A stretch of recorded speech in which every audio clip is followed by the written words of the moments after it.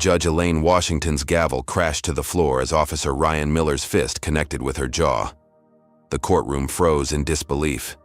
Blood trickled from her lip as she rose slowly, her eyes burning with determination. "Officer Miller, you've just committed assault on a federal judge. Before we dive into this shocking story, let me know where you're watching from in the comments. If you believe in justice and standing up against discrimination, hit that like button and subscribe to our channel. How would you react if you witnessed such an outrageous scene in a courtroom? Let's find out what happens next in this unbelievable true story." Elaine Washington had never planned to become a symbol of resistance.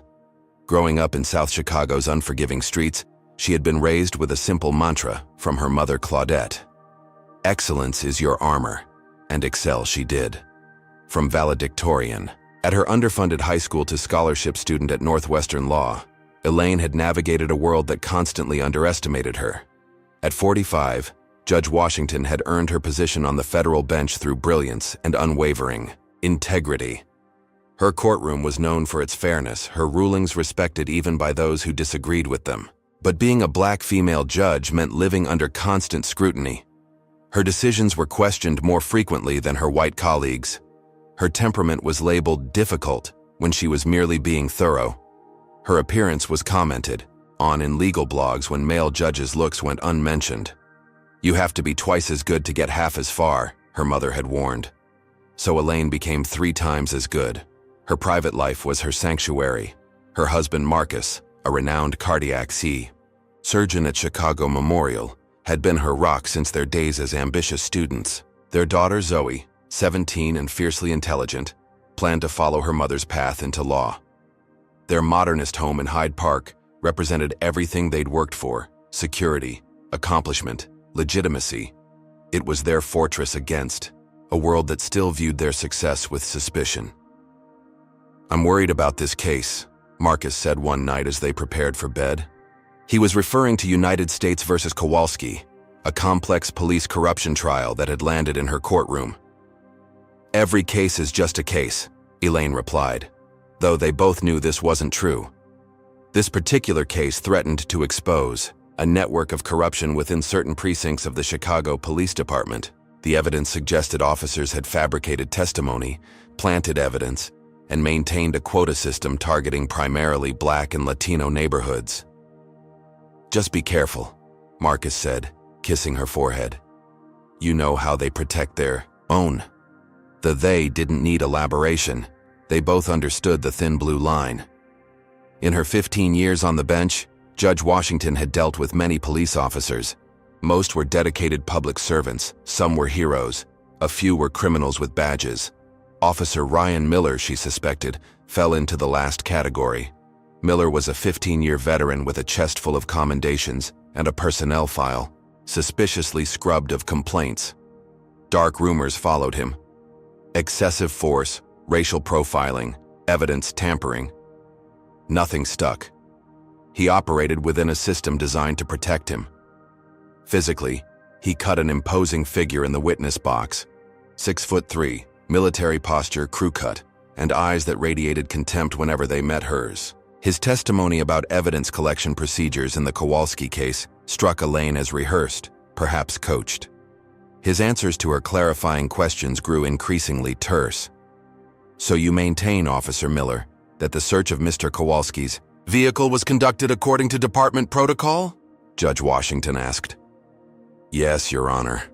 His jaw tightened. "As I've stated 3 times now." The gallery tensed at his tone.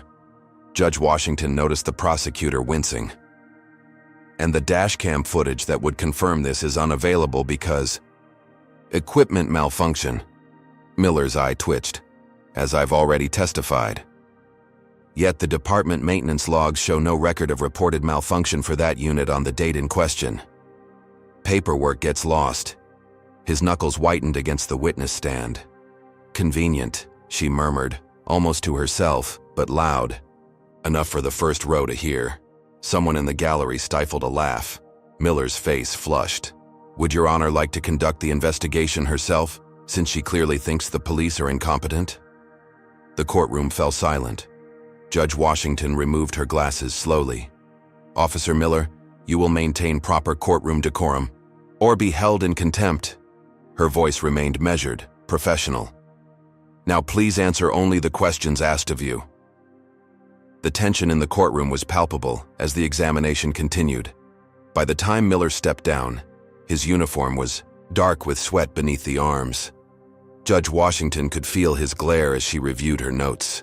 The decision before her was whether to admit evidence that officers claimed had been discovered during a routine vehicle search.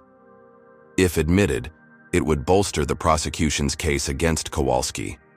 If excluded due to procedural violations, it could potentially unravel several other cases and expose officers, including Miller, to scrutiny. Having reviewed the evidence and testimony, Judge Washington announced late that afternoon, "I find that the search of defendant's vehicle violated Fourth Amendment protections against unreasonable search and seizure. The evidence obtained from that search is therefore inadmissible." A murmur swept through the courtroom. The defense table exhaled collectively.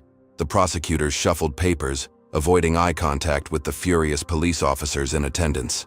"Additionally," Judge Washington continued, "I am referring this matter to the Department of Justice for investigation into possible pattern and practice violations within the department." Officer Miller's face contorted in disbelief. For a moment, Judge Washington thought he might vault over the gallery divider.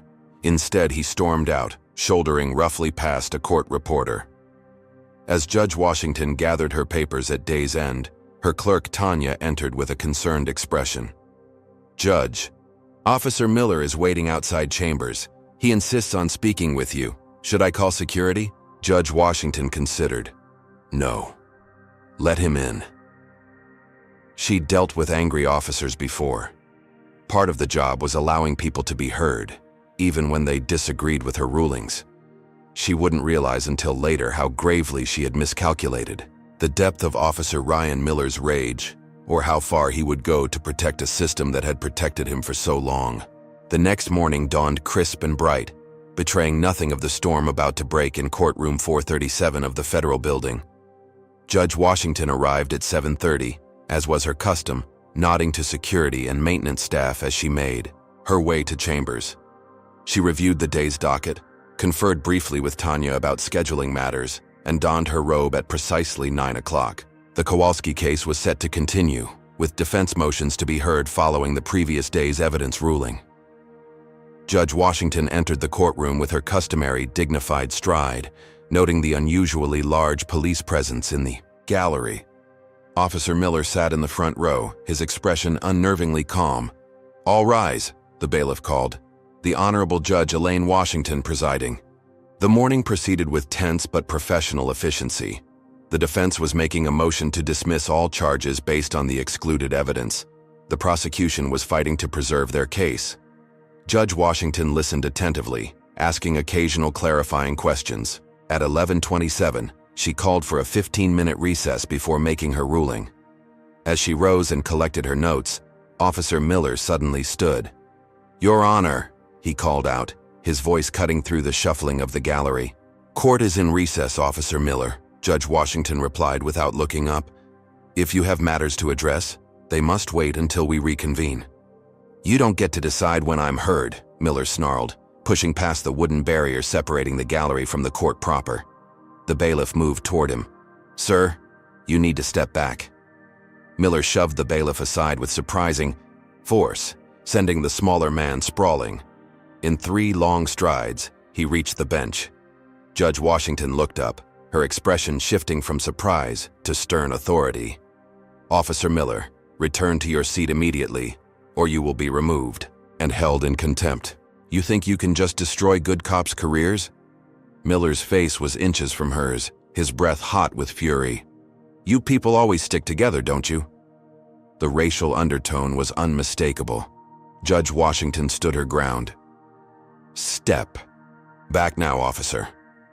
What happened next occurred so quickly that witnesses would later give conflicting accounts.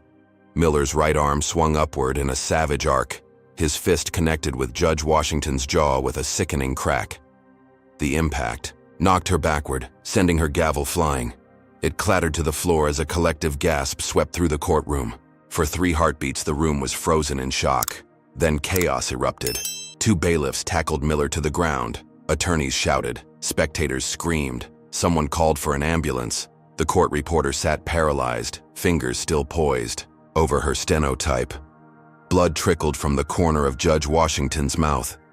She touched it with trembling fingers, staring at the crimson smear with an expression of disbelief. Then, slowly, deliberately, she straightened herself. The courtroom gradually quieted as they witnessed her transformation. Judge Washington wiped the blood from her lip with a white handkerchief, her dark eyes never leaving Miller as he struggled against the bailiffs. She picked up her fallen gavel with quiet dignity. "Officer Ryan Miller," she said, her voice steady, despite the rapidly forming bruise on her jaw.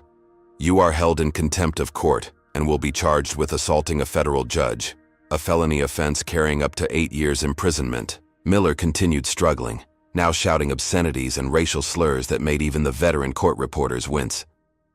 "Clear the courtroom," Judge Washington ordered. "Except essential personnel. This incident will be formally documented." As spectators were ushered out, many had already sent text messages or posted social media updates. Within minutes, news vans were assembling outside the courthouse. Within an hour, cell phone footage of the assault was playing on every major network and trending on social platforms. In her chambers, Judge Washington finally allowed herself a moment of vulnerability. She pressed a cold compress to her jaw as Tanya hovered anxiously. "You need medical attention," her clerk insisted. "What I need is to finish today's calendar," Judge Washington replied. "I won't give him the satisfaction of disrupting this. Court." "Judge, your face is swelling. You might have a fracture." "Then I'll see a doctor after court adjourns." Her tone made it clear the matter was settled. When Judge Washington re-entered the courtroom at 12:15, a hushed murmur ran through the gallery. News of the assault had spread like wildfire through Chicago's legal community. The courtroom was now packed with attorneys, judges from other courts, and media representatives who had somehow secured seats. "Court is in session," she announced, ignoring the stares at her visibly swollen jaw. "We will resume where we left off." For the remainder of the day, Judge Washington presided, with unwavering focus, making her rulings with characteristic precision. Only those who knew her well could detect the slight tremor in her hands or the occasional wince of pain when she spoke at length. Meanwhile, Officer Miller had been taken to central booking. Police Chief William Harrison personally appeared at a hastily arranged press conference to condemn the assault and announce Miller's immediate suspension pending criminal charges. "The Chicago Police Department does not condone violence against any citizen, let alone an officer of the court," Harrison stated firmly. "This isolated incident does not reflect the values of our department." Behind the scenes, however, his message to Judge Washington was quite different. He requested a private meeting in her chambers after court adjourned. "Judge Washington," the chief began, his tone conciliatory. "First, let me express my deepest apologies for Officer Miller's inexcusable behavior." "Thank you, Chief Harrison." Judge Washington's voice remained professional, despite the ice pack she now held to her face. "I want to assure you we're handling this internally with the utmost seriousness. This isn't an internal police matter, Chief. It's a federal crime." Harrison cleared his throat uncomfortably. "Of course. But perhaps it might be best for everyone if we let things cool down before formal charges are filed. Officer Miller has served this city for 15 years. He has a family. One momentary lapse." "A momentary lapse?" Judge Washington's eyebrows rose. "Chief Harrison, your officer physically assaulted a federal judge in open court while uttering racial slurs. This goes beyond a lapse in judgment. I understand your anger. This isn't about anger. It's about upholding the law and the integrity of our justice system." Harrison's expression hardened slightly. "All I'm suggesting is that we take some time before making decisions that could have far-reaching implications for everyone involved." The veiled threat wasn't lost on Judge Washington. "Thank you for your concern, Chief. Now, if you'll excuse me, my family is waiting." By evening, Judge Washington's phone was inundated with messages, colleagues offering support, media requesting interviews, and disturbingly, several anonymous texts threatening further violence. One read simply, "Some people don't belong on the bench." When she finally arrived home, she found news vans parked along her street and reporters calling questions as she hurried inside.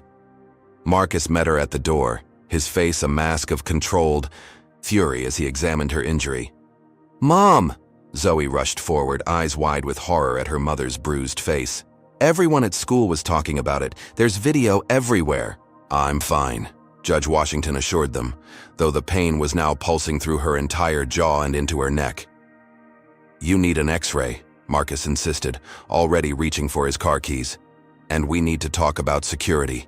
If this man or his supporters decide to target you." "We can't live in fear," Judge Washington interrupted. "This is exactly what people like Miller want." Later that night, after a trip to the hospital confirmed no fractures but significant soft tissue damage, Judge Washington stood at her bedroom window. She observed a police cruiser parked across the street. Protection or surveillance, she wasn't entirely sure. As she drew the curtains, her mother's words echoed in her mind. "Excellence is your armor." But on this night, even armor felt insufficient against the forces gathering against her. What would you do if the very system you devoted your life to upholding suddenly turned against you? If the simple act of demanding justice for yourself made you an enemy of those sworn to protect? If you found your story being rewritten by those who feared what your truth revealed? Comment number 1 if you believe Judge Washington should continue fighting despite the personal cost, or number 2 if you think she should prioritize her family's safety and back down. Don't forget to like and subscribe to see what choice she makes in this shocking true story. The morning after the assault, Judge Washington filed formal charges against Officer Miller. She sat across from District Attorney Thomas Perkins, a man she had known for years and generally respected, though they often disagreed on policy matters. Aggravated assault on a federal judge, hate crime enhancement given the racial slurs, obstruction of justice, criminal contempt of court. She listed the charges clinically, the bruising on her face now a vivid purple map of yesterday's violence. Perkins looked uncomfortable. "Elaine, no one disputes that Miller's behavior was completely unacceptable."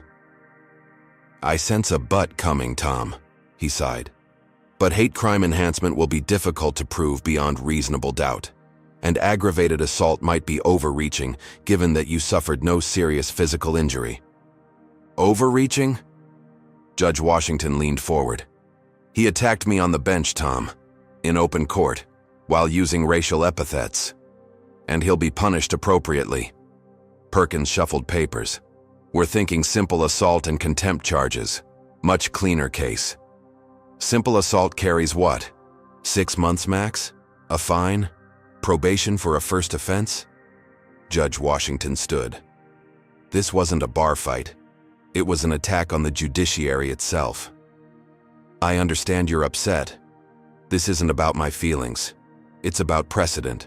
What message does it send if an officer can attack a judge with minimal consequences?"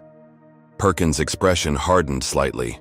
"The message I'm concerned about is dragging a decorated officer's career through the mud over one regrettable incident. The optics aren't great, Elaine."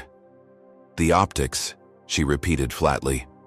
"Half the force views this as a witch hunt against police already. The union's involved now. They're suggesting you've shown anti-police bias in previous rulings. That's absurd." "Maybe so, but perception matters." He leaned forward. "Look, I'll push for the maximum on the assault and contempt charges. He'll lose his job. That's significant. Punishment." Judge Washington studied Perkins' face, the avoidance of eye contact, the forced conciliatory tone. Something wasn't right. "Who's pressuring you, Tom?" He blinked. "Nobody's pressuring me. I'm just trying to be practical." By afternoon, Judge Washington understood exactly what practical meant. The Chicago Police Union released a statement expressing deep concern over the rushing to judgment of a dedicated officer without full context of the situation. The statement continued, "While never condoning violence, we must consider the immense pressure officers face when their integrity is questioned, and the possibility that confrontational courtroom tactics may have escalated tensions unnecessarily." Judge Washington read the statement twice, stunned by its implications. They were suggesting she had provoked the assault. By evening, Social media was flooded with selective clips of her questioning Miller before the attack, edited to make her appear hostile and antagonistic. The narrative was shifting before her eyes. Anonymous sources began feeding information to local news outlets about Judge Washington's controversial history. A conservative legal blog published an article titled, "Activism from the Bench: The FI. Troubling Rulings of Judge Elaine Washington," highlighting cases where she had ruled against police departments without mentioning the clear legal basis for those decisions. At the courthouse the next day, Judge Washington noticed colleagues avoiding her gaze. Conversations stopped when she entered rooms. Judge Franklin, who had lunched with her weekly for 5 years, suddenly had a scheduling conflict. In her chambers, Tanya brought in the daily news summary with a troubled expression. "You might want to sit down for this one," her clerk said, handing over a tablet. An opinion piece in the city's major newspaper questioned whether Judge Washington's personal politics had influenced her judicial decisions. It cited sources close to the courthouse who claimed she had made disparaging remarks about police in private conversations, a complete fabrication. More disturbing was the sudden emergence of a judicial review petition calling for an examination of her past rulings for anti-police bias. The petition had gathered signatures from several influential attorneys, including some who had appeared before her without incident. "They're trying to discredit me," Judge Washington murmured. "It gets worse," Tanya said hesitantly. "Someone's been digging into your family." A right-wing website had published an article questioning Marcus's hospital billing practices and suggesting impropriety, allegations completely without merit but potentially damaging to his reputation. Another outlet ran a piece speculating about how Judge Washington had secured her judicial appointment, insinuating affirmative action rather than merit. The coordination was unmistakable. This wasn't random backlash, it was a campaign. That afternoon, Judge Washington received a call from Chief Justice Montgomery of the District Court. "Elaine, I'm concerned about this situation," the Chief Justice began. "The optics are problematic for the entire judiciary." "With respect, sir, I'm not concerned with optics. I'm concerned with justice." Of course, but perhaps it would be prudent for you to recuse yourself from cases involving police departments for the time being, just until this matter resolves." The suggestion felt like a second assault. "You're asking me to admit bias where none exists. I'm asking you to protect the credibility of our court." After the call, Judge Washington sat alone in her chambers, trying to process how quickly her world had shifted. The assault itself was becoming almost secondary to the response, a coordinated effort to discredit and isolate her. That evening, as she researched Officer Miller's background more thoroughly, Judge Washington discovered something troubling. Miller had connections to influential city officials, including the mayor's brother-in-law. He'd also served as security detail for several wealthy donors to political campaigns. The web of relationships explained the pressure being applied from multiple directions. When she arrived home that night, Marcus met her with concern etched on his face. "Zoe had a difficult day at school," he said quietly. "Some of the kids, the ones whose parents are officers." "What happened?" Judge Washington felt a fresh wave of anger. "Nothing physical. Comments. One boy asked if she was proud that her mother was trying to destroy good cops' lives for being politically incorrect. She's 17, for God's sake. They're bringing children into this." Marcus took her hand. "This is getting dangerous, Elaine. I found this in our mailbox." He handed her an envelope. Inside was a crudely drawn image of a gavel with crosshairs over it. No note, no signature, just the implicit threat. "We should call the police," Marcus said. The irony wasn't lost on either of them. "And report what? That I'm being threatened by people possibly connected to the police?" Later that night, unable to sleep, Judge Washington noticed a car parked across from their house, unmarked, but with the unmistakable profile of an undercover police vehicle. Not protection, surveillance. The message was clear: "We're watching you." As she drew the curtains, Judge Washington realized she was facing a choice that no judge should ever have to make: pursue justice and potentially endanger her family, or Back down and preserve the corrupt system that had protected Officer Miller for years. Either way, she would be sacrificing principles she held sacred. What would you choose? The safety of your family or the integrity of the justice system you've sworn to uphold? Is it possible to fight for both? Leave your thoughts in the comments below and subscribe to see how Judge Washington navigates this impossible situation in the next part of this true story. In the weeks following the assault, Judge Elaine Washington's life transformed in ways both subtle and profound. The physical pain of Officer Miller's attack had faded, but other wounds were only beginning to reveal themselves. Breakfast had once been sacred family time in the Washington household. Now it had become a daily security briefing. "I'll pick Zoe up from debate practice myself," Marcus said, scanning news alerts on his tablet. "No more public transportation for now." "Dad, that's ridiculous. I'm not going to live like I'm in witness protection." Zoe's voice carried the particular frustration of a teenager whose independence was being curtailed. "It's temporary, Judge O'Hore," Washington assured her, though she wasn't entirely convinced herself. She caught Marcus's eye over their daughter's head. They'd agreed not to share the latest development. A crude drawing of their home with Zoe's bedroom window marked with an X had been sent to Judge Washington's courthouse office. "I'm already the weird kid whose mom got punched on national TV," Zoe continued. "Now I'll be the one with paranoid parents too." Judge Washington reached for her daughter's hand. "I know this is difficult, but there are people who want to intimidate us, and we need to be cautious until things settle down." "But why aren't they being arrested? If someone threatens a judge, isn't that a crime?" The innocent logic of the question stung because the answer revealed how broken the system truly was. "It's complicated when the threats are anonymous, honey. Or when they might come from inside the system itself," Marcus added quietly.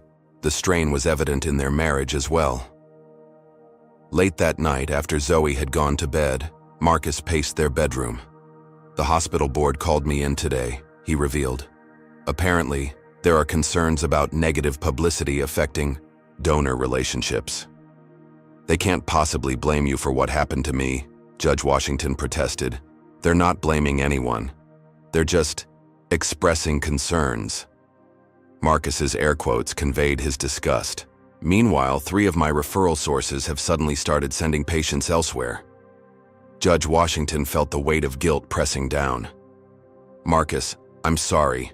I never wanted this to affect your work." "Don't apologize." He sat beside her on the bed.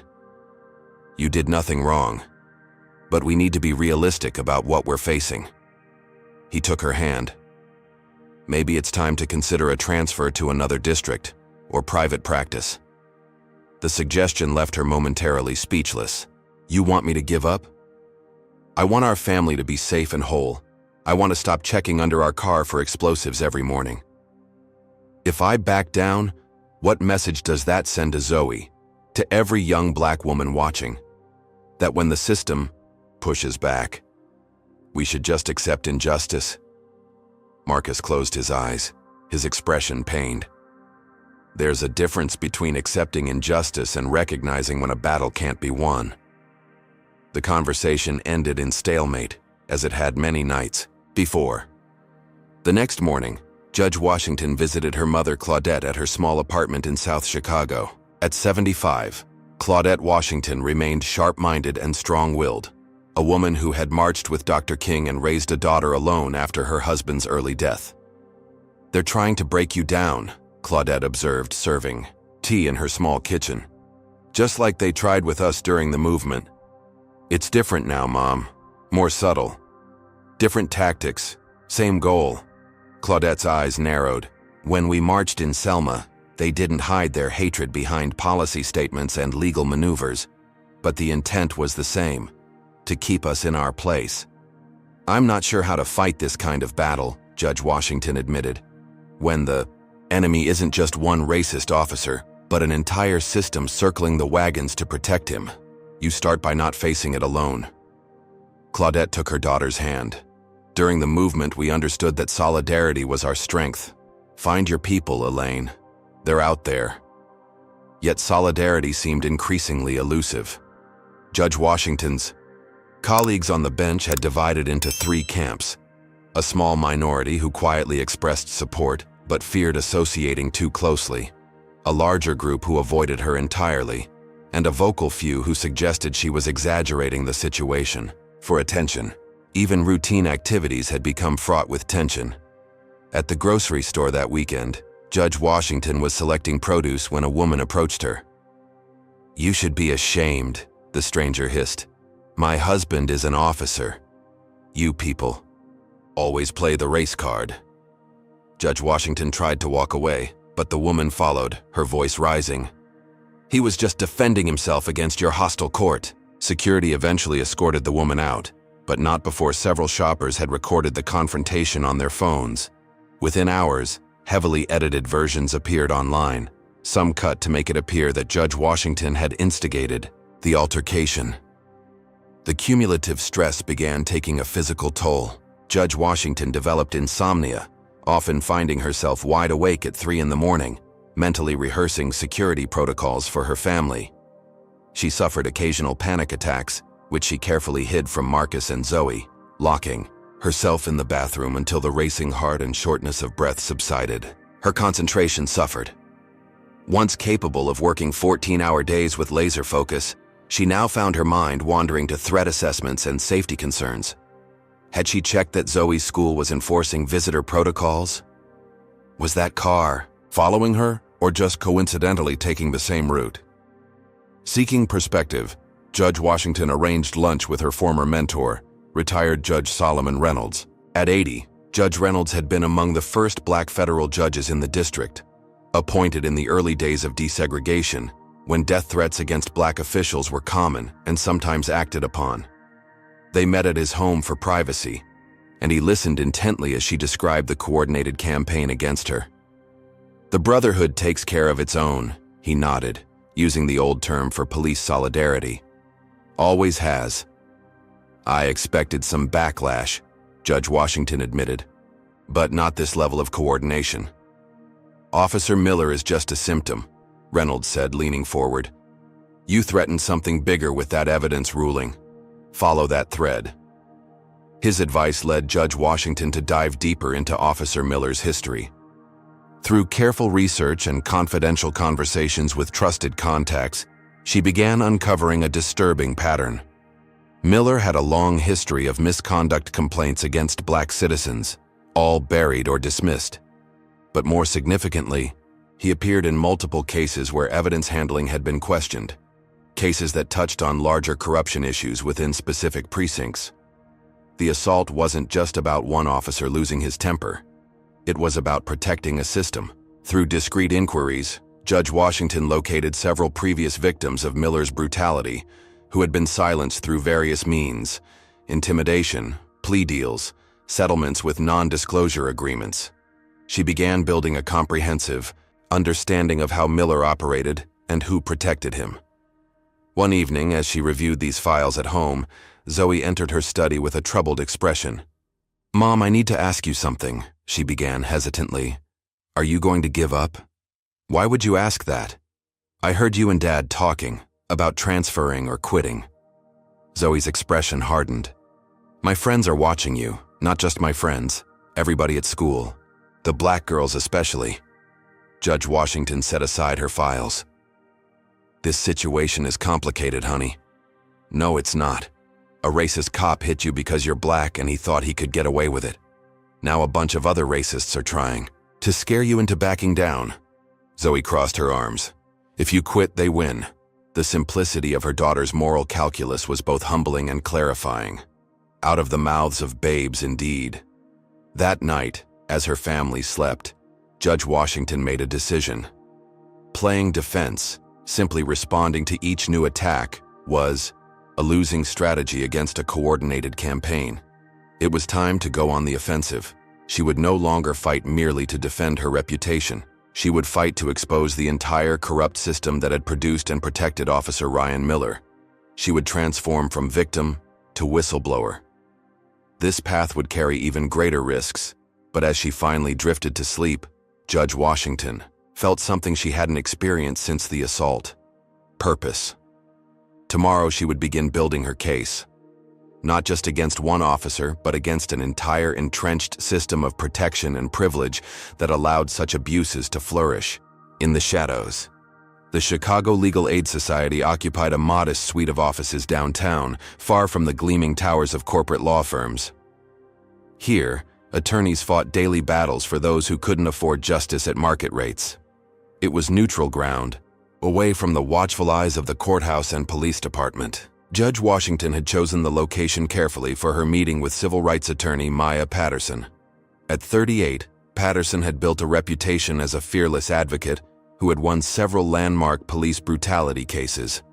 She was also someone with no direct connections to Judge Washington's court, which provided a measure of protection against claims of improper collaboration. "Let me be blunt, Judge," Patterson said after listening to Washington's account. "You're facing a coordinated campaign from multiple power centers, the police union, political figures with ties to law enforcement, possibly even elements within the judiciary itself." "I'm aware," Judge Washington replied. "What I need is a strategy."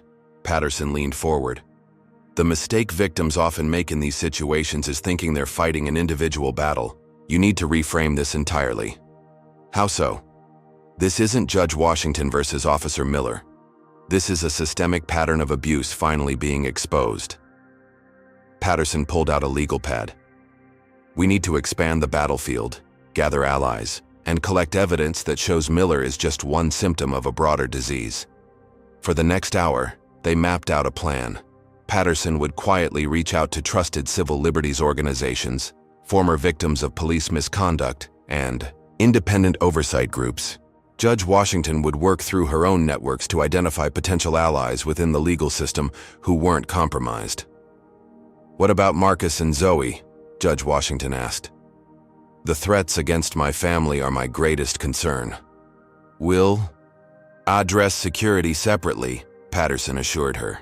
"I have contacts who specialize in protection for whistleblowers."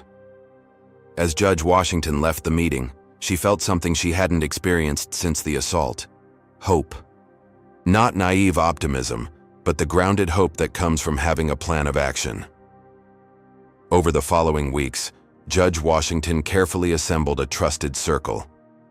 Derek Johnson, a veteran court reporter who had documented judicial proceedings for 20 years, revealed that he had been keeping meticulous private records of misconduct he'd witnessed in various courtrooms. "Been waiting for someone with the courage to use this information," he told her, providing a secure drive containing years of observations, complete with dates and names. Tanya, Judge Washington's loyal clerk, made a breakthrough while reviewing financial disclosures. She discovered unusual patterns of donations between the police union's political action committee and several members of the Judicial Review Board now investigating Judge Washington. "It's all technically legal," Tanya explained, "but the timing is suspicious. Large donations immediately before or after key decisions affecting police department liability." Judge Washington called in a favor from Professor Ahmad Rahman at Northwestern Law School, who had students conduct anonymized research into patterns of judicial rulings on police misconduct cases across the district. The resulting analysis showed statistically significant disparities in how black victims of police violence were treated by the courts compared to white victims. Meanwhile, Maya Patterson activated her extensive network of civil rights contacts. Community leaders who had initially remained silent about Judge Washington's situation began speaking out, questioning why a judge was being vilified for upholding the law. Reverend James Holloway of First Baptist Church, a respected voice in Chicago's black community, delivered a powerful sermon about justice that, while never mentioning Judge Washington directly, made the parallels unmistakable. The video went viral, drawing national attention to the broader issues at stake. Judge Washington was careful to maintain strict ethical boundaries. She took a temporary leave of absence from the bench, citing medical recovery, which freed her to consult with legal experts without conflicts of interest. An unexpected ally emerged in Zoe. The teenager had chosen police misconduct as the topic for her school research project, ostensibly to understand her mother's situation better. While reviewing public records, she discovered something investigators had missed. Officer Miller had been transferred from 3 different precincts in his career. each time following internal investigations that were subsequently sealed. "Mom, look at these dates," Zoe pointed out one evening. "Each transfer happened right after excessive force complaints, and the paperwork is signed by the same lieutenant each time, even though he moved between precincts too." The lieutenant in question was William Bryce, now a captain and one of Miller's most vocal defenders. The pattern suggested a protection network that followed certain officers throughout their careers, shielding them from consequences. As Judge Washington's coalition grew, so did public interest in her case. Carlos Mendez, an investigative journalist known for exposing municipal corruption, began publishing a series of articles examining the broader implications of the courthouse assault. "This isn't just about one judge and one officer," Mendez wrote. "It's about what happens when systems designed to protect citizens are instead used to shield those who abuse their authority." 6 weeks into her leave of absence, Judge Washington received an unexpected phone call from Congresswoman Eleanor Hayes. "Judge Washington, I've been following your situation with great concern," the Congresswoman began. "I believe we have mutual interests in police accountability reform." The conversation led to an invitation to Washington, D.C., to discuss potential federal oversight of local police departments with pattern and practice violations. It was a prestigious opportunity that could advance causes Judge Washington believed in deeply. It was also, she quickly realized, a subtle attempt to remove her from the local fight. "Accepting this appointment would require you to drop your personal legal matters, of course," the Congresswoman mentioned casually. "Conflicts of interest and all that."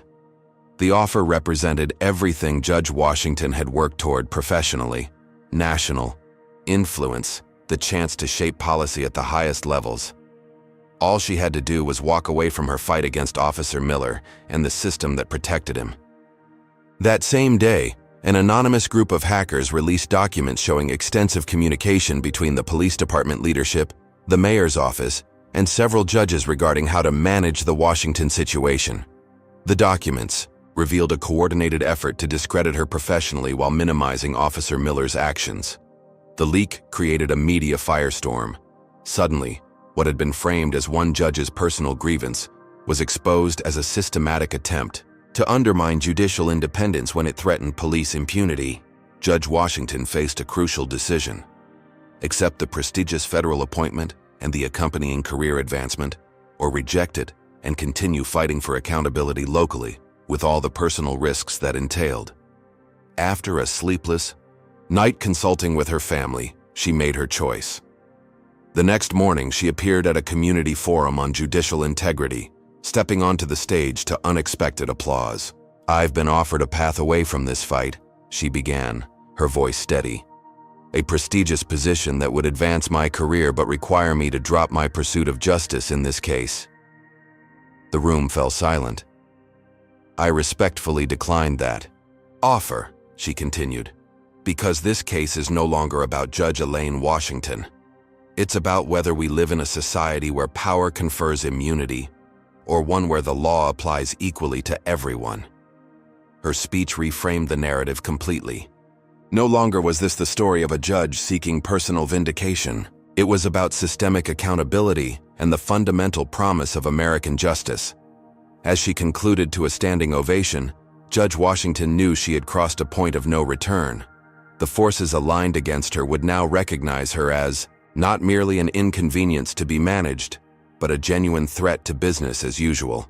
The battle lines were drawn, and for the first time since Officer Miller's fist had connected with her jaw, Judge Washington felt not like a victim, but like a formidable adversary ready to fight for justice, whatever the cost. How far would you go to stand up against injustice when the system itself seems rigged against you? Would you risk everything? Your career, your safety, your family's security, for the principle that no one should be above the law? Comment. Number 1, if you believe what Judge Washington is doing shows extraordinary courage, or number 2, if you think she's putting her personal vendetta above her family's well-being. Like and subscribe to follow this incredible story of one woman's fight against a corrupt system determined to silence her. On a rainy Tuesday morning, Judge Elaine Washington stood on the courthouse steps flanked by Maya Patterson and a team of civil rights attorneys.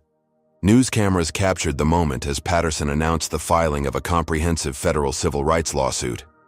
This action names not only Officer Ryan Miller, but 18 additional defendants including Chief William Harrison, Captain William Bryce, and members of the Police Commission who systematically buried misconduct complaints and fostered a culture of racial discrimination and impunity, Patterson declared. The complaint detailed 57 separate incidents involving Officer Miller and other officers under Captain Bryce's command, establishing a pattern of excessive force specifically targeting black citizens. It included testimony from former officers who had witnessed misconduct but been silenced through intimidation or incentives. The assault on Judge Washington was not an isolated incident, Patterson continued. It was the inevitable result of a system that has repeatedly confirmed to certain officers that they are above the law. Judge Washington stepped to the microphone. Despite weeks of stress and limited sleep, she projected an image of composed determination. "I take no pleasure in bringing this action," she began. "For 15 years I have worked within our legal system, believing in its fundamental promise of equal justice. Today, I stand here not just as a victim seeking redress, but as an American asking our federal courts to enforce that promise." The lawsuit made national headlines, framing what had begun as a personal assault case as a landmark civil rights action. Legal experts debated its merits on cable news programs. Editorials weighed in from across the political spectrum. The police department's response came swiftly. Chief Harrison held his own press conference expressing disappointment that Judge Washington has chosen to malign the entire department over one regrettable incident. More telling was the department's behind-the-scenes reaction. Judge Washington's legal team had anticipated counter-moves, but the ferocity and coordination surprised even them. Within days, 3 of the former officers who had provided affidavits recanted their statements, claiming they had been misunderstood or pressured by Washington's attorneys. Anonymous sources began feeding stories to friendly media outlets, questioning the judge's mental stability following the assault. Most concerning was the sudden emergence of a witness claiming Judge Washington had previously made racially charged comments about white police officers at a private dinner party. A complete fabrication, but one that gained traction in certain circles. The morning after filing the lawsuit, Judge Washington received a call from an unlisted number. "Judge Washington, this is James Simmons representing Officer Miller." The voice was smooth, professional. "My client has authorized me to discuss settlement options. I'm represented by counsel, Mr. Simmons. You should contact Ms. Patterson." "Of course, but I wanted to convey personally that my client is prepared to offer a full apology, sensitivity training, and a monetary settlement that would be quite generous." Judge Washington's grip tightened on the phone. "In exchange for?" "Dropping the broader claims against the department and other named parties, and naturally, a confidentiality agreement regarding terms. You're asking me to accept money to remain silent about systemic abuses. I'm offering a path to resolution that benefits everyone, Judge Washington, including your family." The implied threat wasn't subtle. Judge Washington ended the call and immediately informed Patterson about the overture. "They're getting desperate," Patterson observed, "which means we're on the right track." The following day, Judge Washington held a press conference specifically to address the settlement offer. "I was offered significant financial compensation in exchange for my silence," she stated clearly. "I refused. Justice is not for sale, and the public deserves transparency about how its institutions function or malfunction." The rejection of a lucrative settlement shifted public perception. Even skeptics began questioning why the department was so eager to prevent a public airing of the evidence. Support came from unexpected quarters. A whistleblower within the department anonymously provided dashboard camera footage showing Officer Miller using excessive force against a black motorist 2 months before the courthouse assault. The footage had reportedly been marked for deletion, but was preserved by a conscientious IT technician. The video went viral, contradicting Miller's personnel file that claimed no excessive force incidents in the previous year. It raised obvious questions. How many other incidents had been hidden? Who had ordered the footage deleted? How high did the cover-up reach? As pressure mounted, cracks began appearing in the blue wall of silence. 3 younger officers, protected by anonymity, spoke to Carlos Mendez about a quota culture in certain precincts that encouraged aggressive policing in minority neighborhoods while discouraging it in affluent, predominantly white areas.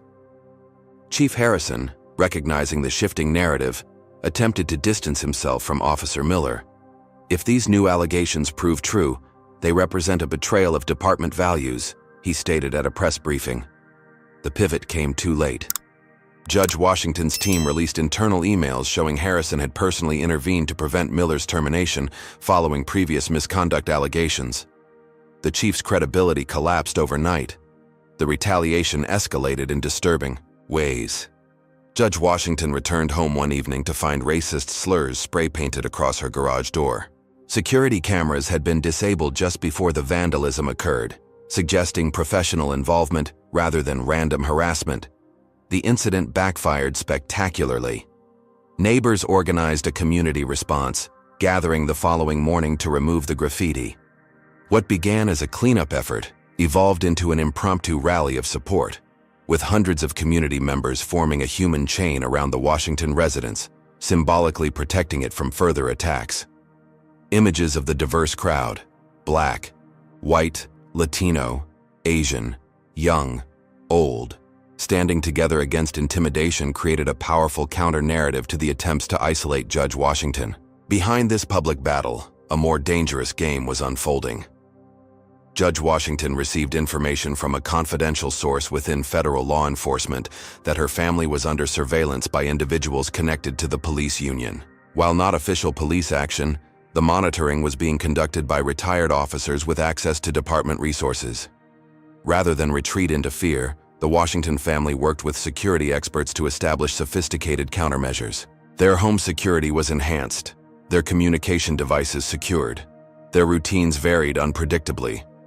The community formed a volunteer protection network. Parents from Zoe's school organized transportation pools. Colleagues from Marcus's hospital provided security escorts. Former bailiffs from Judge Washington's courtroom volunteered protection details. 2 months after filing the federal lawsuit, Judge Washington was invited to testify before the State Judicial Ethics Committee regarding police conduct in courtrooms. Despite warnings about potential traps, she accepted. The hearing room was tense, with committee members visibly uncomfortable facing a colleague they had previously attempted to silence. Judge Washington's testimony was measured, factual, and devastating in its precision. When an officer can assault a federal judge in open court with minimal immediate consequences, she testified, imagine the vulnerability of an ordinary citizen in a late-night traffic stop with no witnesses present. The testimony rendered the committee's prior investigation of her judicial conduct obviously retaliatory. By the session's end, the committee chair announced they would be expanding their inquiry to examine improper influence on judicial proceedings by law enforcement agencies. That evening, Judge Washington received word that the FBI had opened an investigation into the Chicago Police Department based on evidence her team had accumulated. The involvement of federal authorities changed the power dynamics dramatically. For the first time since the assault, Judge Washington allowed herself to believe that real change might be possible. The system that had protected Officer Miller for years was finally being exposed to disinfecting sunlight. But as she would soon discover, systems fight hardest when they are most threatened. And Officer Ryan Miller was not finished attempting to destroy the judge who had dared to hold him accountable. Do you think the FBI investigation will uncover the full extent of corruption, or will powerful interests find ways to limit its scope? Have you ever witnessed or experienced systemic protection of wrongdoing in your community? Share your thoughts in the comments below, and don't forget to like and subscribe to see what happens next in this shocking true story. The afternoon news hit Judge Washington like a physical blow. Officer Ryan Miller had been released on minimal bail, despite the severity of the assault charges and mounting evidence of other misconduct. The judge who approved the bail decision, Harold Lancaster, was a frequent golfing partner of the police union president, a connection carefully documented in Derek Johnson's records but unknown to the public. "This is a message," Maya Patterson observed grimly during their emergency strategy meeting. "They're showing they can still protect their own, FBI investigation or not." The provocation was deliberate, designed to infuriate Judge Washington, into making mistakes. She recognized the tactic but still found herself struggling to maintain her composure. The psychological warfare intensified. Judge Washington received notice of an ethics investigation against her, based on allegations that she had improperly discussed active cases with outside parties. The complaint cited evidence of communications that had never occurred. "They're fabricating evidence against me," she realized with shock. The implication was chilling. Someone was creating an alternate reality in which she was the wrongdoer. The next blow came from an unexpected direction. Judge Washington's bank called to inform her that her accounts had been frozen due to an investigation into suspicious activity. Marcus faced similar issues with his accounts. Their credit cards were suddenly declined. Their mortgage payment couldn't be processed. "This is financial strangulation," Marcus said as they sat in their kitchen that evening, surrounded by notices and declined payment warnings. "They're trying to break us without leaving fingerprints." When Marcus arrived at the hospital next morning, he was informed that his hospital privileges were being reviewed, following anonymous complaints about his patient care, despite his impeccable record and numerous awards for excellence. "It's not coincidence," he told Elaine that night. "They're targeting your support system." The coordinated nature of the attack suggested involvement from multiple power centers: banking, healthcare administration, legal oversight bodies. The message was clear: we can reach you anywhere. That night, while Judge Washington and her family were attending Zoe's school concert, their home security system detected a breach. By the time they returned, the intruders were gone, but the violation was evident. Papers disturbed, computer files accessed, case notes missing. Most telling was what hadn't been taken. Valuable electronics remained untouched, while files related to the Miller case and the broader police department investigation had vanished. "This isn't a random break-in," the private security consultant they'd hired confirmed. "This was targeted information gathering." The home no longer felt safe. After much discussion, Judge Washington moved her family to a secure location, a condominium owned by Maya Patterson's family that wasn't linked to any of them publicly. They told only their most trusted inner circle about the relocation. The sense of displacement added to their stress. Zoe missed her friends and familiar surroundings. Marcus had to commute longer distances to the hospital. Judge Washington felt the psychological impact of being driven from her own home. Yet the temporary exile allowed something vital: space to think clearly, away from the immediate pressure. In this secure environment, Judge Washington began methodically reviewing all communications and interactions since the assault, looking for patterns that might reveal the coordination behind the attacks. Her methodical analysis led to a disturbing realization: information known only to her closest allies was somehow reaching her opponents. Someone within her trusted circle was feeding information to the other side. "We have a mole," she concluded during a private meeting with Maya Patterson. "Are you certain?" Patterson asked. "The timing is too precise, the response is too tailored to our moves. Someone is providing inside information." They devised a test. They created 3 different versions of their next legal filing, each with minor, unique details, and shared each version with different members of their inner circle. Within days, one version appeared in a police union legal brief, revealing the source of the leak. The betrayal came from a young paralegal in Patterson's office who had been approached by police union representatives with both threats against his immigrant family and promises of future legal career advancement. When confronted, he broke down and revealed the full extent of the operation against Judge Washington. The young man's confession provided crucial evidence of criminal conspiracy and witness tampering that strengthened their legal case. Rather than pressing charges, Judge Washington offered him the opportunity to make amends by documenting everything he had been asked to do. Meanwhile, the city's political establishment began distancing itself from the increasingly toxic situation. Mayor Richard Wilson, who had initially remained silent about the courthouse assault, called publicly for healing and reconciliation. His carefully worded statement avoided assigning blame, while emphasizing the need to move forward rather than dwelling on divisive incidents. The platitudes masked intense behind-the-scenes maneuvering. Through confidential sources, Judge Washington learned that the mayor was privately working to limit the FBI investigation's scope, concerned about potential political fallout if widespread. Departmental corruption was exposed. The crisis point came when Judge Washington received an invitation to meet with Howard Keller, a wealthy real estate developer and major political donor. The meeting was arranged at his private downtown office, with assurances of discretion. "Judge Washington," Keller began after pleasantries, "I consider myself a problem solver, and right now our city has a problem that needs solving." "Which problem would that be, Mr. Keller?" "This unfortunate situation has gotten out of hand. Careers are being damaged. The city's reputation is suffering." He leaned forward. "I believe I can arrange a resolution that would satisfy all parties." "I'm listening." "A judicial appointment to the Federal Appeals Court, a 7-figure settlement with a minimal confidentiality provision, and a foundation in your name to promote judicial diversity." He smiled benignly. "In exchange for dropping the broader claims against the department and city officials." Judge Washington studied him carefully. "That's a substantial offer. It reflects the seriousness with which certain parties view a resolution." "And what happens to Officer Miller in this scenario?" Keller waved dismissively. "He'll plead to a reduced charge, some community service, early retirement with partial benefits. So he faces minimal consequences for assaulting a federal judge." "Judge Washington," Keller's voice hardened slightly, "I'm offering you an exceptional opportunity to advance your career while putting this unpleasantness behind you."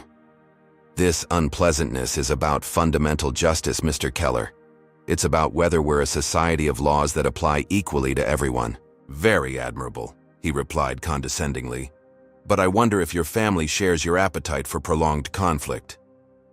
The implied threat crystallized Judge Washington's resolve. She stood. "Thank you for the meeting, Mr. Keller. I'll be sharing its contents with the FBI agents investigating obstruction of justice in this case." His expression confirmed she'd made an enemy, but also that she'd struck a nerve. The power brokers were growing desperate. Judge Washington's legal team executed their most audacious move the following week. They filed to have Miller's case and related matters removed to federal jurisdiction, citing evidence of systematic civil rights violations and obstruction of justice at the local level. The legal maneuver was brilliant. It would place the entire case under federal oversight, beyond the reach of local influences that had been protecting Miller and others. The response was immediate and frightening. Judge Washington received a hand-delivered envelope containing photographs of her family taken that same day. Zoe entering school, Marcus at the hospital, her mother at physical therapy. Attached was a note with specific details about their daily movements, demonstrating continuous surveillance. The message required no explanation. "We are watching your most vulnerable loved ones." Most disturbing was the level of detail, suggesting access to resources beyond those of a rogue officer or even the police union. This level of surveillance implied official resources, raising the question of just how high the corruption reached. As Judge Washington stared at the photographs of her family, the full weight of what she was fighting against crashed down upon her. This was no longer just about one officer or even one department. She was challenging a deeply entrenched system of power and privilege that extended throughout the city's institutions. The question now facing her was stark. How do you fight a system that controls the mechanisms of justice itself? The recordings emerged on a Tuesday morning, leaked audio from internal police department meetings discussing the Washington situation. The voices were clear, the content unmistakable. "This judge needs to be shut down," Captain William Bryce could be heard saying. "She's threatening everything we've built." "The union has judges who can be helpful," another voice responded. "Lancaster will handle the bail decision. We're working on the ethics complaint angle." Most damning was Chief Harrison's voice. "The mayor understands the situation. Resources are available if needed. The important thing is containing this before the feds expand their investigation." The recordings, published simultaneously by 3 major news outlets, transformed the narrative overnight. What many had dismissed as one judge's personal crusade was suddenly revealed as a legitimate exposure of systematic corruption reaching to the highest levels of city government. Carlos Mendez, The investigative journalist who had been following the case published a comprehensive article tracing the connections between the police department, judiciary, and City Hall. Using documents provided by Derek Johnson and other whistleblowers, he mapped a network of influence, favor trading, and cover-ups spanning decades. The public response was immediate and powerful. National civil rights organizations held press conferences demanding federal intervention. Law school faculty from across the country signed open letters supporting Judge Washington and condemning the attacks against judicial independence. Most significantly, ordinary citizens began mobilizing. Protests formed outside City Hall and police headquarters. Social media campaigns highlighted other cases of police misconduct that had been buried. The hashtag #WeStandWithJudgeWashington began trending nationally. As pressure mounted, Officer Miller attempted to flee the jurisdiction. He was stopped at O'Hare Airport boarding a flight to a non-extradition country, his passport flagged by federal authorities who had been monitoring him. His attempted flight was widely interpreted as an admission of guilt. The Department of Justice announced an expanded investigation into the Chicago Police Department, citing substantial evidence of systematic civil rights violations and obstruction of justice. Federal agents arrived to secure records from precincts associated with Captain Bryce and Officer Miller. Judge Washington carefully chose this moment to break her media silence, agreeing to a nationally televised interview. She appeared composed and dignified despite the months of pressure. "This case was never about one assault or one officer," she explained. "It was about a system that has consistently protected certain individuals from accountability while failing those it was designed to serve." She detailed the pattern of misconduct she had uncovered, the coordinated attempts to silence her, and the broader implications for equal justice. "When we talk about systemic racism," she continued, "this is what we mean. Not simply individual prejudice, but institutional structures that consistently produce discriminatory outcomes and protect those who perpetuate them." The interview humanized Judge Washington to millions of viewers. She wasn't an angry crusader, but a thoughtful jurist who had faced an impossible choice: accept injustice or risk everything to challenge it. Public opinion shifted dramatically. Polling showed majority support for Judge Washington across demographic groups. Even some police officers began speaking out, particularly younger officers and officers of color who had themselves faced discrimination within the department. The city council called an emergency session to address the crisis. What was planned as a procedural meeting evolved into a public reckoning as citizens lined up for hours to share their experiences with police misconduct that had been dismissed or buried. "I filed a complaint when an officer assaulted my son during a traffic stop," one mother testified. "The next week, police cars started parking outside our house. My son was stopped 3 more times that month. We got the message and withdrew the complaint." Story after story painted a picture of systematic intimidation and retaliation against those who sought accountability. The testimony continued for nearly 12 hours, broadcast live on local television. By the session's end, the council unanimously approved the creation of an independent police oversight committee with civilian membership and real investigative powers, a reform Judge Washington had advocated for years before her assault. The pressure became too much for several officials implicated in the scandal. The police union president resigned, citing health concerns. 2 judges recused themselves from all police-related cases. A deputy mayor abruptly announced his retirement. Most significantly, the police department began fracturing from within. A group of officers, primarily younger and more diverse, publicly broke with the union leadership, forming a new association committed to accountability and community trust. "We became officers to protect and serve," their spokesperson stated. "The system exposed in these recordings doesn't represent our values or our commitment to this city." Judge Washington returned to the courthouse for the first time since her medical leave, escorted by federal marshals. The security precaution was necessary, but also symbolic. A federal judge requiring federal protection from potential threats from local law enforcement. Colleagues who had once avoided her now approached with support, though Judge Washington noted the opportunistic timing of their solidarity. The courthouse staff lined the hallway, many applauding as she passed. It was a powerful moment of vindication, though the battle was far from over. The most unexpected development came when Judge Washington received word that Officer Miller had requested a meeting before his trial. Against the advice of her attorneys, but with security precautions in place, she agreed. Miller sat across from her in an interview room at the Federal Detention Center, the arrogance gone from his demeanor. He looked smaller somehow, diminished by the orange jumpsuit and the weight of his circumstances. "Why did you want to see me?" Judge Washington asked, her voice steady. Miller studied her for a long moment. "I wanted to see if you were real." "Excuse me?" "They told us you had an agenda, that you hated cops, that you were part of some conspiracy to undermine law enforcement." He shook his head. "I believed it, because it was easier than admitting what we were doing was wrong." The admission wasn't an apology, but it revealed something crucial. The narrative that had justified the attacks against her was crumbling from within. As she left the detention center, Judge Washington received an anonymous text. "It's not over.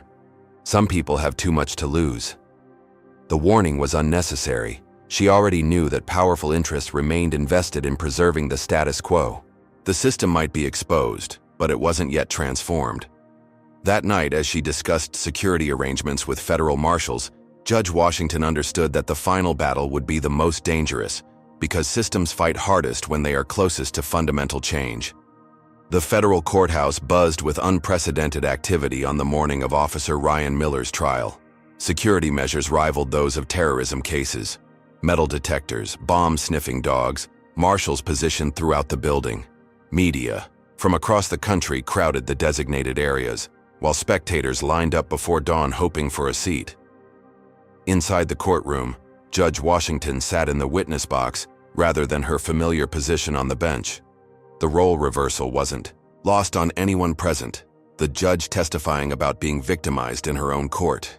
The prosecution team, led by the Department of Justice's Civil Rights Division, had built a case that went far beyond the assault itself.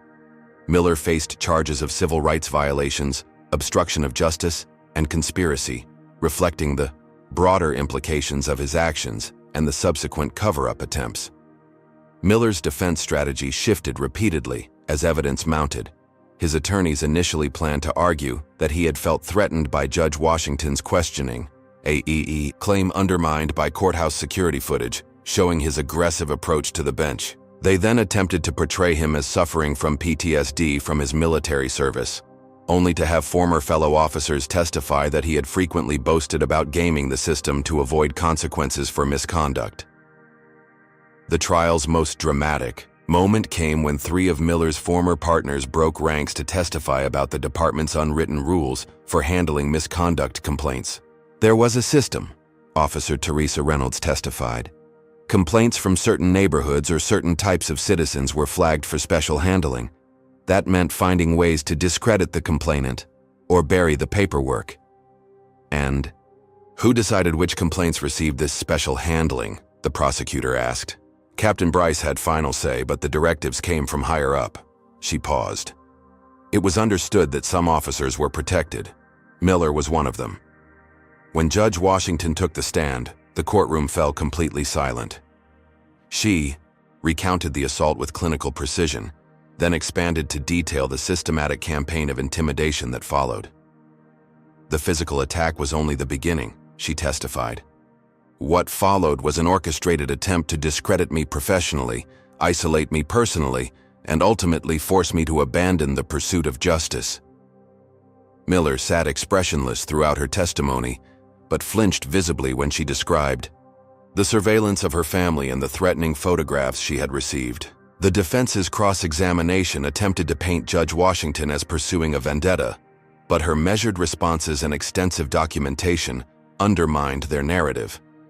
When asked if her actions were motivated by racial grievance, she replied, with quiet dignity, "My actions were motivated by a belief that no one, regardless of their position, power, or privilege, should be above the law.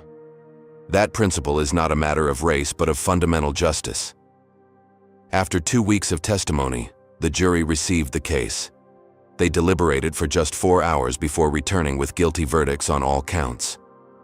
Miller faced up to 25 years in federal prison. The verdict catalyzed broader changes already set in motion. The Department of Justice investigation into the Chicago Police Department resulted in a consent decree mandating comprehensive reforms. New use of force policies, enhanced accountability measures, improved training on implicit bias, and independent oversight with real authority. Judge Washington was invited to consult on the implementation of these reforms, bringing her judicial expertise and lived experience to the process. She insisted on community involvement, ensuring that voices from the most affected neighborhoods would be central to reshaping policing practices. 3 months after the verdict, Judge Washington returned to her courtroom for the first time since the assault. As she entered, the assembled attorneys, staff, and spectators rose spontaneously for a standing ovation that continued for nearly 5 minutes. When order was restored, she spoke briefly. Justice is not merely a concept, but a practice, something we must actively pursue each day. What happened in this courtroom was a violation of that practice. What has happened since is its reaffirmation. The ripple effects extended beyond Chicago. Police departments nationwide began reviewing their internal accountability systems, conscious of the spotlight now focused on how misconduct allegations were handled. Law schools added case studies based on Judge Washington's experience to their ethics curricula. The State Bar Association presented Judge Washington with its highest honor for courage in upholding judicial integrity. During the ceremony, she announced the creation of a Judicial Accountability Task Force that would examine how courts handled police misconduct cases and develop best practices to ensure impartial treatment. For the Washington family, healing came gradually. Zoe, now applying to law schools, had found her calling in civil rights law, inspired by her mother's struggle. Marcus had been vindicated professionally, the baseless review of his hospital privileges exposed as retaliation and abandoned. One afternoon, Judge Washington received a request that surprised her. Officer Miller, now inmate Miller at a federal correctional facility, had written asking to meet. After careful consideration, she agreed to a supervised conversation. "I've had a lot of time to think," Miller said from across the visitation room table. "What I did, there's no excuse." "No, there isn't," Judge Washington agreed. "I was taught that loyalty to fellow officers came before everything, that the badge protected us." He looked down. "I never questioned who that system served or who it harmed. And now? Now I understand why you couldn't back down, even when it would have been easier." He met her gaze directly. "I'm not asking for forgiveness. I just wanted you to know that you changed how I see things." Judge Washington studied him thoughtfully. "Change is difficult, Mr. Miller, but it's the only path to justice for individuals and for systems." Perhaps the most profound legacy of the case emerged in the months that followed, as young black law students and aspiring judges began visiting Judge Washington's courtroom regularly. They came to witness a black woman who had faced the full force of systemic resistance and remained standing, not just surviving, but transforming the very system that had tried to destroy her. One young woman lingered after others had left, approaching the bench tentatively. "Judge Washington, I'm Jasmine Taylor, second-year law at Northwestern." She hesitated. "I almost quit last semester. The institutional barriers seemed too high. But then your case happened and..." Her voice grew stronger. "You showed that the system can be held accountable, that fighting for justice matters, even when it costs you everything." Judge Washington invited the student to chambers, where they spoke for nearly an hour about the challenges and responsibilities of being a black woman in the legal profession.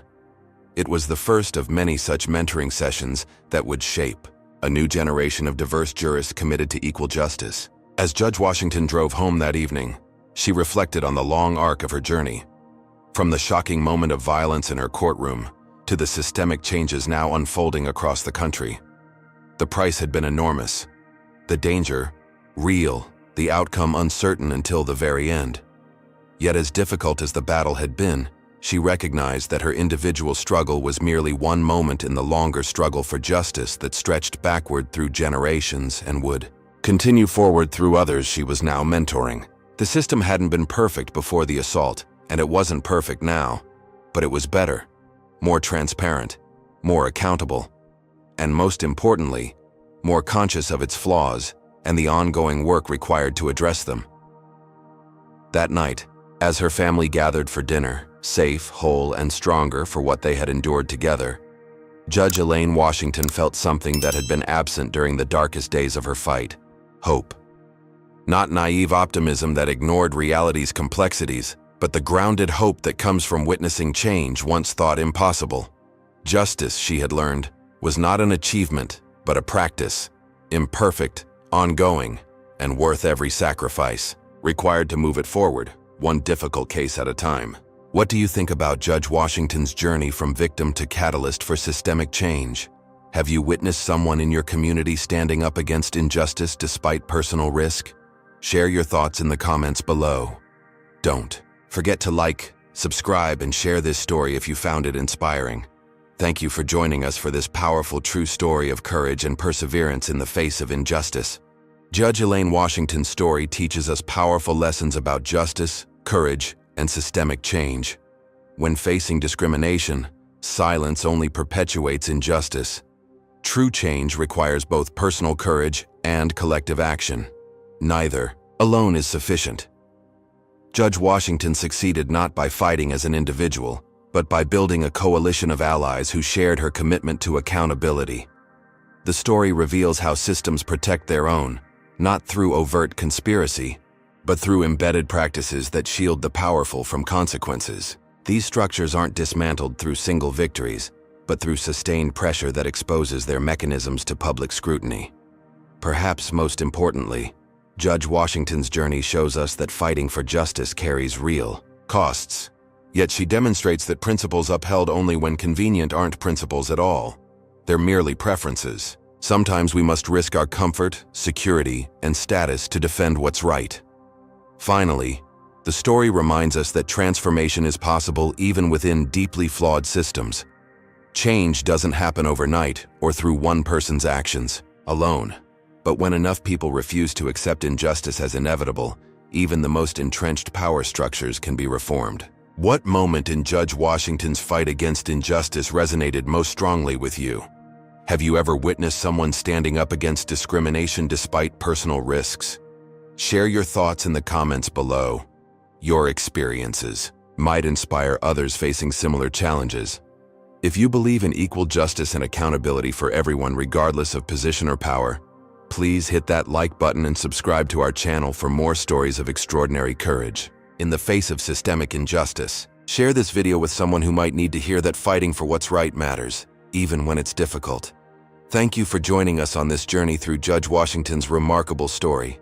Remember, true justice requires both courage and persistence. May we all find the strength to stand firm when our principles are tested.